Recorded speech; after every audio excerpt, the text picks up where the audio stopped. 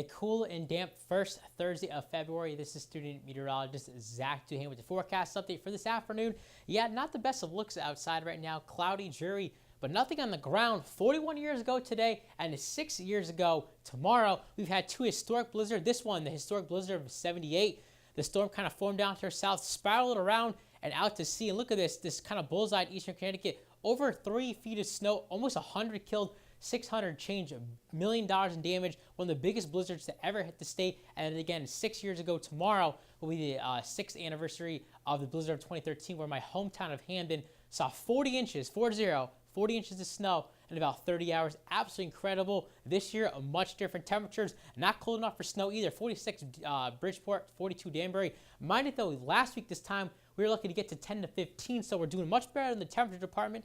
Not too much sun out there, so we kind of give and take a little bit out there. But tomorrow, we have some afternoon warmth, but first, you got to get through some showers. So it starts off wet, ends dry and breezy, but very mild. Cooler and dry for the weekend. There could be some storminess for early next week. I'm going to talk about that later on in the forecast. Current satellite, we're socked into the clouds and low level moisture locally. You see the clouds moving down from the south and west, but nice clearing back to the west. Unfortunately, they're going to enjoy it. That's not going to be the case here. We're going to be stuck in the clouds tonight.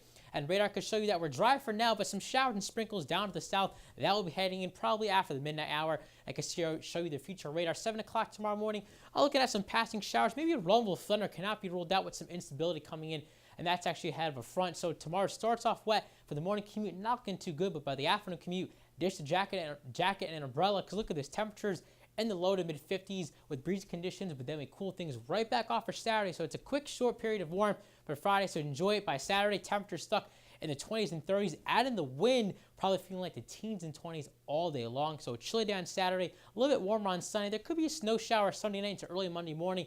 More the exception, not the rule. Maybe a quick coating or so, nothing major, but something could be a little bit more major for early next week. We have two systems, one well back to the north and west over the Great Lakes, one down to the south and east. This is for around Tuesday afternoon. A cold high to the north, so you'll likely start off as some snow at some point on Tuesday. Then if this takes over, we get more snow. If this storm takes over, we get more rain. Very complicated. Bottom line, we're several days out, likely impacted by some type of winter event for next week. We'll have you back for the rest of the weekend early next week to see what happens with that storm. Tonight's forecast, 37 degrees, so on the mild side, considering we should be closer to 20. Patchy fog and clouds early, some rain after midnight. Cannot rule out a rumble of thunder. Tomorrow starts off wet, ends dry, temperatures in the mid-50s. Gusty winds, though, up to 30 miles per hour. Much colder for Saturday, like I mentioned, only in the low 30s, and that's without wind, so it's going to feel like the 20s with the wind. Sunday, clouding up late, could be a flurry after midnight into early Monday morning, drying for Monday afternoon. Then Tuesday, again, we're watching that threat for maybe a winter storm for early in next week. This is student meteorologist Zach Duhaime. Enjoy the rest of your week.